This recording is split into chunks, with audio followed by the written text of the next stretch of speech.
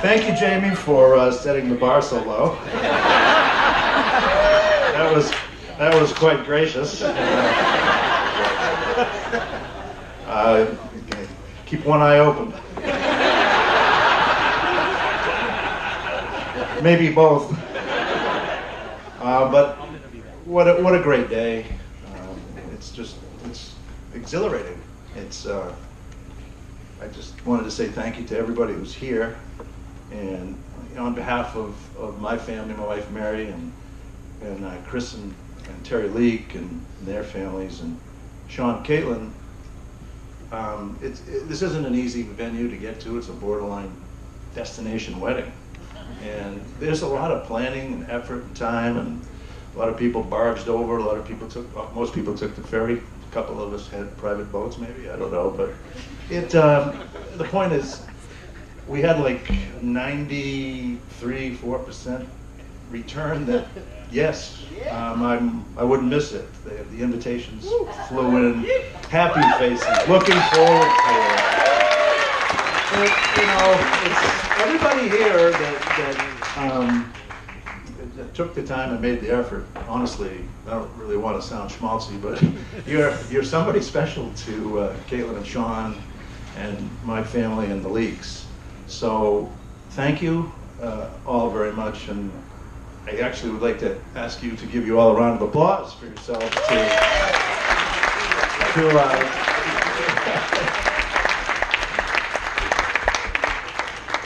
All right, moving on.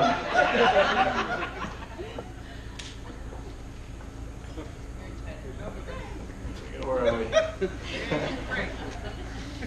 Page 2. Page 2 topic is Mr. Sean Leak.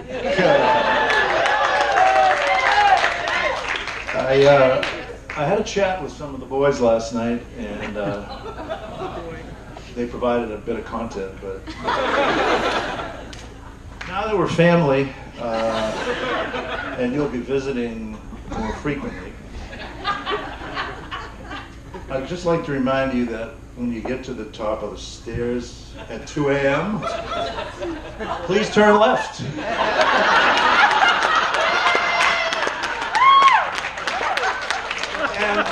And sit on that bed and remove your shoes on that bed.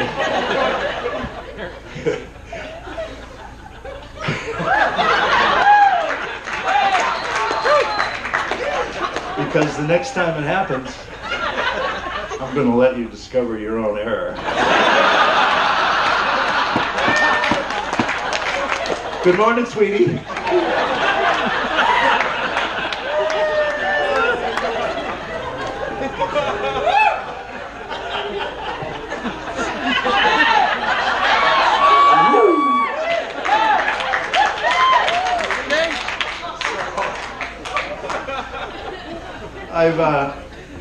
I've tried to think of the best way to describe you and come up with words that would really characterize you, and it was really easy. Seriously, everybody who knows you and loves you would say you're fun, and you're witty, and you're charming, and you're well spoken, and you're obviously very smart, and you're all of that, but way more.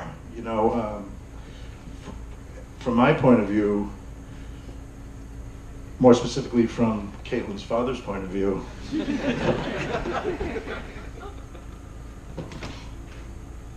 the words that keep ringing in my head when I try to describe you are that you're kind and you're courteous and you're so respectful.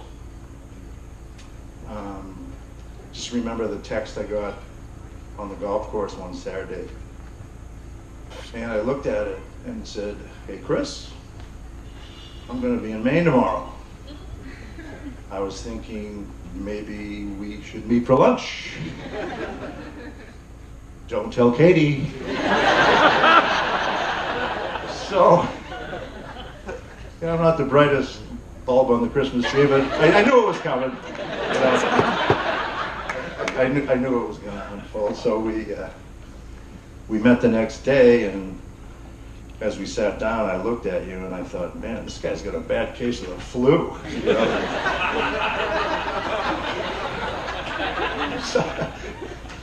And as I looked across you, the discomfort became that of a guy maybe 5 minutes from the electric chair.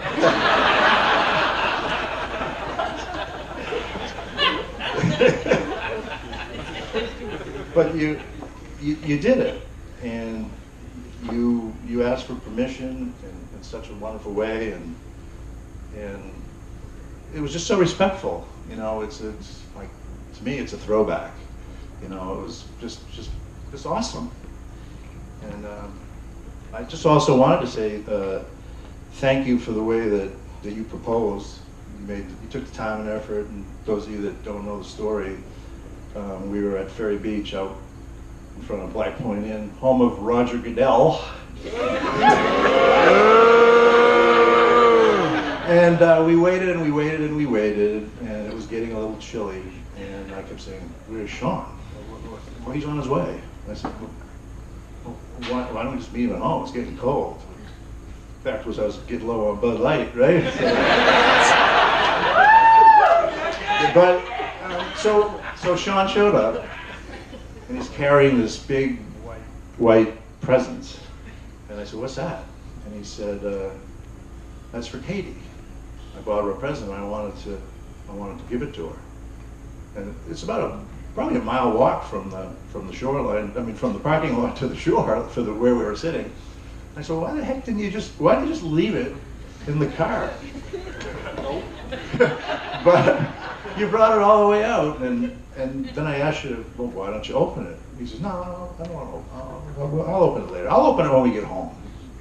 So shortly thereafter, I watched you two guys walk out. It was low tide, and it must have been a couple hundred miles away. I mean, a couple hundred yards away. Seems like it was my eyesight, a couple hundred yards away. And then you proposed, and you wanted to share that moment with, you know, a mother and a father who love their daughter, and it was just so courteous and so kind that you took the time to do that. And you know, I just have nothing to say but thank you.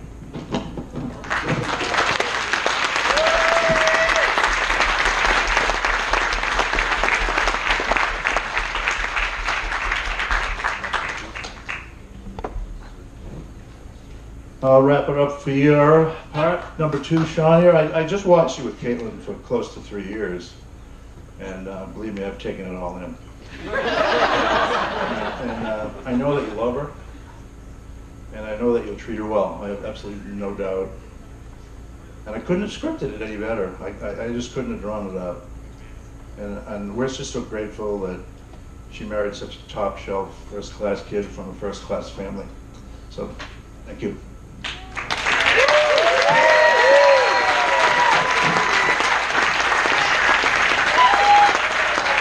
Cheers.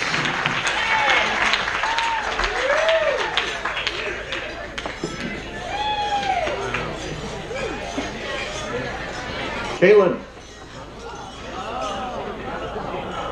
I spent literally hours and hours trying to piece together the last 30 years of memories and of great times and of all the milestones and the first days of school, high school graduations, proms, college, family trips, the day my hopes were dashed after 2 T-ball games when I realized you were never going to be world-class athlete.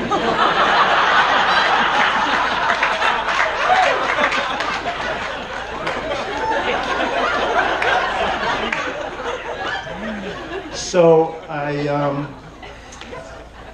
didn't want to go over 30 years of highlights, so I kind of just popped into my mind, and I shifted gears. I just wanted to say thank you, and I don't have the vocabulary to tell you just how much I love you and the joy you provided me over the years. At 3:30 p.m., June 27th, 1987, we met. And it was love at first sight. Okay, it was love at first sight.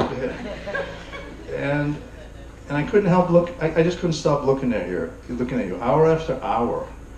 I had a monitor after you get a little older. We took the bassinet out and shifted into another room, and I'd listen to it, and I heard you inhale. And if there was too long a period of time that passed without an exhale, I'd fly out of bed, I'd jump into the room, I'd flick your ear, and you go, and start crying, and I ruined a lot of nights' sleep. But that might explain the twitch.